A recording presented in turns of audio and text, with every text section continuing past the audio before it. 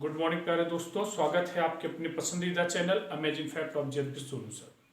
साथियों, आज विश्व पर्यावरण दिवस मनाया जा रहा है और आप सभी जानते हैं कि इस दिन का महत्व हमारे जीवन में बहुत होता है, क्योंकि जब तक पर्यावरण है तब तक हमारा जीवन संभव है। और पर्यावरण को अगर क्षति पहुंचती है तो मानव जीवन पे बहुत सारी समस्याएं हो सकती हैं, चाहे वो पॉल्यूशन की बात रही हो, चाहे वो बायोडाइवर्सिटी की बात रही हो, या हम जल संरक्षण की बात कर रहे हों, या हम ग्लोबल वार्मिंग की बात कर रहे हों, या हम जलवायु परिवर्तन की बात कर रहे हों। बहुत सारे ऐसे प्रश्न हमारे एग्जाम में देखने को मिलते हैं और उन्हें विभिन्न विभिन्न तरीके से कई सब्जेक्टों में जोड़कर पढ़ा जाता है। आते हैं, आज हमारी क्लास पर्यावरण पर डिपेंड रहेगी और बहुत ही इंपॉर्टेंट क्वेश्चन मैं आपको देने की कोशिश करूंगा। उम्मीद करता हूं ये क्वेश्चन आपके एग्जाम के लिए हेल्पफुल होंगे। तो आइए स्टार्ट करते हैं। मैंने कल की क्लास में आपको एक क्वेश्चन छोड़ रखा था एमएसपी, तो देख लेते हैं। पहला पॉइंट मैंने दिया है एमएसपी। एमएसपी पे हमने कहा था हाल ही में कैबिनेट बैठक हुई है और उस कैबिनेट बैठक में लगभग 14 फसलों के लिए एमएसपी घोषित की गई है। हम 14 तो नहीं याद कर सकते, लेकिन जो हमारी इंपॉर्टेंट हैं हम उनको जरूर याद कर सकते हैं। तो सबसे पहली बात आई थी कि एमएसपी होता क्या है। मैंने आपको इसका पूरा नाम बताया था। एमएसपी था मिनिमम सपोर्ट प्राइस, यानी न्यूनतम समर्थन मूल्य। फिर हमने आपको बताया था कि तय कौन करता है, तो आपने जवाब दिया था केंद्र सरकार ने तय की है। ध्यान रखिए, ठीक है, यानी केंद्र सरकार के द्वारा इसे तय किया जाता है। चलिए, फिर बात आई थी कृषि की। तो कृषि कौन सी सूची के अंतर्गत आता है, तो कृषि संविधान की 7वीं अनुसूची के राज्य सूची का विषय है। ये आपको याद रखना है, यानी कृषि राज्य सूची का विषय है। तो यहाँ पर इतने पॉइंट हमारे कवर हो चुके थे। आखिर एमएसपी था क्या, तो देखिए, किसानों को फसल बोने से पहले उनके रेट केंद्र सरकार घोषित करके बता देती है और वो अपनी फसल को बेचने के लिए स्वतंत्र होते हैं, यानी इस रेट से कम पे उनकी फसलें नहीं बिकेंगी। ये होता है एमएसपी, ध्यान रखना, ठीक है। तो वर्ष 2020 और 21 के लिए केंद्र सरकार ने हाल ही में एमएसपी घोषित की है 14 फसलों के लिए। देखिए, टाइम चल रहा है खरीफ की फसल का। किसका चल रहा है? खरीफ की फसल का। अब देखिए, हमारे यहाँ मुख्यतः 3 प्रकार की फसलें होती हैं, रबी, खरीफ और जायद। ध्यान रखिएगा, ठीक है, रबी, खरीफ और जायद। तो देखिए, यहाँ पर टाइम किसका है? खरीफ का टाइम है। क्यों? क्योंकि आपको मालूम है जुलाई टू अक्टूबर ये जो टाइम होता है ये खरीफ का होता है। कई बार बच्चों सीधे क्वेश्चन पूछ लिया जाता है, यहाँ पर डायरेक्टली क्वेश्चन ऐसे पूछ लेते हैं कि निम्नलिखित में से कौन सी फसल खरीफ की है, कौन सी रबी की है। तो ये हमारे लिए थोड़ा सा जानना इंपॉर्टेंट था। तो अभी आपको समझ में आ गया होगा कि जुलाई से लेकर अक्टूबर तक के बीच की जो फसलें होती हैं इनको हम खरीफ की फसल बोलते हैं, ठीक है। चलिए, अब हम दूसरी बात करते हैं। तो यहाँ पर देखिए, धान क्या है? खरीफ की फसल है। और इस बार इसका जो रेट तय हुआ है, जो एमएसपी तय की गई है, 1868 रुपए तय की गई है, याद रखिएगा, ठीक है। तो अगर आपसे पूछ लिया जाएगा 2020 से 21 में धान की एमएसपी क्या है, तो 1868 रुपए। क्लियर? अब दूसरी बात हमें ध्यान रखना है, एक फसल और है जिसे हम बोलते हैं ज्वार। ज्वार की जो एमएसपी है, न्यूनतम समर्थन मूल्य है, वो 2620 रुपए। फिर इसके साथ में बाजरा, देखिए, 2150 रुपए। और इसके बाद में मक्का, ये 1850 रुपए। तो कुल मिला के ये हमारे लिए 4 बहुत इंपॉर्टेंट थी, जिसमें सबसे ज्यादा इंपॉर्टेंट रहने वाला है धान। तो धान को आप लोग याद रखिएगा, धान का जो एमएसपी है वो 1868 रुपए प्रति क्विंटल रखा गया है, ठीक है। तो ये एमएसपी से रिलेटेड हमारे कुछ क्वेश्चन थे। अब आइए हम लोग बात कर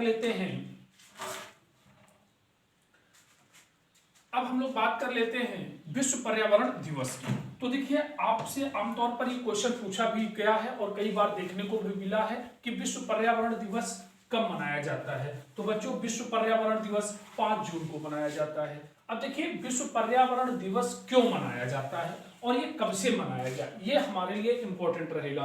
तो देखिए, विश्व पर्यावरण दिवस का जो प्रावधान आया था वो 1972 पे आया था, ये भी आपको क्लियर कर लेना है। लेकिन मनाया कब से गया? 1974 से, ठीक है। और वर्ष 2020 का आयोजन कौन से 2 देश कर रहे हैं, तो जर्मनी और कोलंबिया कर रहे हैं। क्योंकि इस बार की सम्मेलन में बहुत सारे देश भाग नहीं ले पा रहे हैं, जिसका कारण है कोरोना वायरस। तो डिजिटल के माध्यम से इसे क्या किया जा रहा है, सेलिब्रेट किया जा रहा है। अब तो ये हो गई हमारे विश्व पर्यावरण दिवस की तिथि और उनसे संबंधित देश। अब बात कर लेते हैं कि विश्व पर्यावरण दिवस की थीम क्या है। तो जब आप थीम की बात करते हैं, क्वेश्चन आपसे पूछ लिया जाएगा कि हाल ही में विश्व पर्यावरण दिवस 5 जून 2020 को मनाया गया, जिसकी थीम क्या थी। तो थीम हमारे लिए बहुत ज्यादा इंपॉर्टेंट रहेगी। थीम है बायोडाइवर्सिटी, यानी हम बात कर रहे हैं जैव विविधता की। किसकी बात कर रहे हैं, जैव विविधता की। बच्चों ये जैव विविधता क्या होता है, तो जंतुओं में या जीवों में पाई जाने वाली कई अलग अलग तरीके की जो विशेषताएं होती हैं, उनको हम जैव विविधता कहते हैं। एक आम भाषा में हम इस तरीके से बोल सकते हैं। देखिए, तो जैव विविधता से भी हमारी चीजें क्या हो गई, क्लियर हो गई। ठीक है, तो जैव विविधता इसकी क्या है, थीम है। अब देखो यहाँ पर एक क्वेश्चन और आता है, यूएनईपी।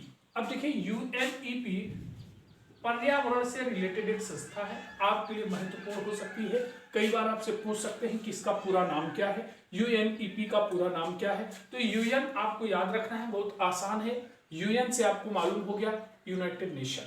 ई बचता है, तो बात किसकी हो रही है, एनवायरमेंट की, ध्यान रखो। ठीक है, तो इसका मतलब है एनवायरमेंट। और पी होता है प्रोग्राम। आपको सिर्फ 2 अक्षर याद करने हैं। अब इतना भी नहीं कर पा रहे हैं तो फिर आप एग्जाम की उम्मीद ना करिए। तो यूनाइटेड नेशन एनवायरमेंट प्रोग्राम, ध्यान रखना इसका पूरा नाम है यूनाइटेड नेशन एनवायरमेंट प्रोग्राम। ठीक है, अब हम बात करते हैं इसके स्थापना की। तो देखिए इसकी स्थापना की बात अगर की जाए तो स्टेबल जो इसका हुआ वो 5 जून 1972 को हुआ। कब हुआ, 5 जून 1972 को। ठीक है, अब हम इसके हेडक्वार्टर की बात करें तो इसका हेडक्वार्टर कहाँ है, नैरोबी में। और ये कहाँ पड़ता है, केन्या में। अब ये केन्या कहाँ पड़ता है, तो आपको याद रखना है केन्या अफ्रीका कॉन्टिनेंटल का एक देश है। ये चीज हमारी क्लियर हो गई। वर्तमान में अगर हम निदेशक की बात करें तो इंगर एडनर्सन डेनमार्क के हैं, जो इसके क्या है, प्रमुख हैं। ठीक है, तो यूनाइटेड नेशन एनवायरनमेंट प्रोग्राम से रिलेटेड चीजें आपकी क्या हो गई, कवर हो गई। चलिए अब हम लोग थोड़ा सा और आगे बढ़ते हैं। अब यहाँ एक क्वेश्चन आपको देखने को मिल सकता है, करंट का क्वेश्चन है, मैंने इंक्लूड किया है इसमें, तो आपको ध्यान रखना है। उत्सर्जन अंतराल रिपोर्ट, इमिग्रेशन गैप रिपोर्ट 2019, ध्यान रखिए बड़ा इंपॉर्टेंट पॉइंट रहेगा ये आपके लिए। ठीक है, तो हाल ही में किसने जारी किया है, तो ये रिलेटेड आपका यूएनईपी से है। ठीक है, अब देखिए उत्सर्जन अंतराल रिपोर्ट 2019। अब देखिए ये कौन सा संस्करण है, तो इस रिपोर्ट का ये 10वां संस्करण है। अब देखिए इसका लक्ष्य क्या है या इसका उद्देश्य क्या है, तो वर्ष 2030 तक वैश्विक ताप, यानी वैश्विक ताप ग्लोबल वार्मिंग, ध्यान रखिए। ठीक है, क्या बोलेंगे इसको, ग्लोबल वार्मिंग। ग्लोबल वार्मिंग क्या होता है, वैश्विक ताप होता है। वैश्विक ताप बढ़ने के कई कारक होते हैं, ये आपको ध्यान रखना है। ठीक है, आप लगातार ये सुनते आ रहे हैं कि वैश्विक ताप बढ़ता जा रहा है, बढ़ता जा रहा है। ठीक है, तो और आपको ये भी मालूम है कि वर्ष 2010 से 2019 का जो दशक रहा है, ये सबसे ज्यादा गर्म दशक रहा है। ठीक है, आपको याद रखना है, आप 20 कर लीजिए, इससे कोई दिक्कत नहीं। तो ये जो दशक रहा है ये बहुत ज्यादा गर्म रहा है। ठीक है, तो देखिए वर्ष 2030 तक वैश्विक ताप को 1.5 डिग्री सेल्सियस से 2 डिग्री सेल्सियस, यानी 1.5 डिग्री सेल्सियस से 2 डिग्री सेल्सियस तक क्या करना, कम करना। अब इसको कम कैसे किया जा सकता है, तो कई प्रकार के जो पर्यावरण में ताप युक्त गैसें हैं, जो हम कह सकते हैं कि वैश्विक ताप को बढ़ाती है, अगर हम उनका उत्सर्जन कम कर दें तो ऑलरेडी इस प्रकार का वैश्विक ताप क्या हो जाएगा, कम हो जाएगा। ठीक है, चलिए अब हम दूसरी चीज देखते हैं। कुछ पुरस्कार हैं, बहुत इंपॉर्टेंट रहता है। जैसे यहां पूछ लिया जाता है चैंपियंस ऑफ द अर्थ किस क्षेत्र से जुड़ा हुआ पुरस्कार है, तो ये पर्यावरण से जुड़ा हुआ पुरस्कार है, चैंपियंस ऑफ द अर्थ। और मैं एक चीज आपको बता दूं कि यूएन का सर्वोच्च पर्यावरण सम्मान अगर कोई है तो वो चैंपियंस ऑफ द अर्थ है। आपने कई बार भारत रत्न के विषय में सुना होगा, और नरेंद्र मोदी जी को कई ऐसे पुरस्कार मिले थे जो सर्वोच्च पुरस्कार थे और आपके एग्जाम में पूछे भी गए थे। तो पुरस्कारों की श्रेणी में कुछ ऐसे पुरस्कार जो छूटे हुए रहते हैं, हमें उन पर भी ध्यान देना है। तो देखिए चैंपियंस ऑफ द अर्थ पर्यावरण के क्षेत्र का सबसे उच्च सम्मान है। चलिए दूसरी बात करते हैं ग्लोबल 500।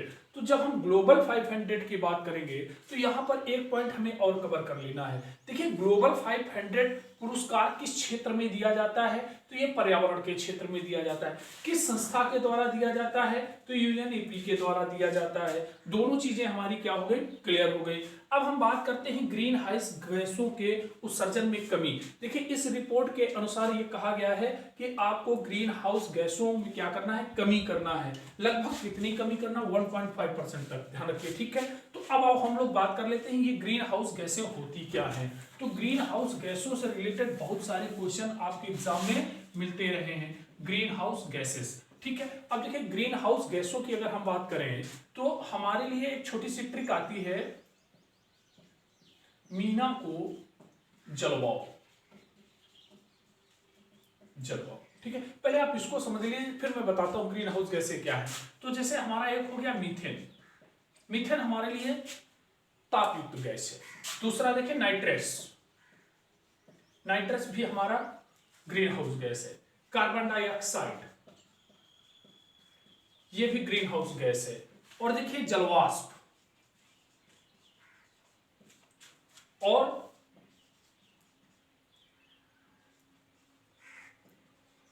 ओजोन। तो देखिए ये कुछ चीजें ऐसी हैं, ये कुछ चीजें ऐसी हैं जो आपके लिए इंपॉर्टेंट हैं, ठीक है। मीथेन हो गया, नाइट्रस हो गया, कार्बन डाइऑक्साइड हो गया, जलवाष्प हो गया और ओजोन हो गया। आपने पढ़ा होगा कि भाप से जल जाने से अत्यधिक जलन क्यों महसूस होती है, तो उसका कारण था गुप्त ऊष्मा। क्या कारण था, गुप्त ऊष्मा, ध्यान रखिएगा, ठीक है। अब देखिए यहां पर एक पॉइंट मैं आपको बता दूं, मान लेते हैं ये हमारी पृथ्वी है और इस पृथ्वी पर सूर्य का प्रकाश कुछ इस तरीके से आता है। अब सूर्य का प्रकाश पृथ्वी में आया और उस सूर्य के प्रकाश से विकिरण के माध्यम से हमें क्या होता है, ताप होता है।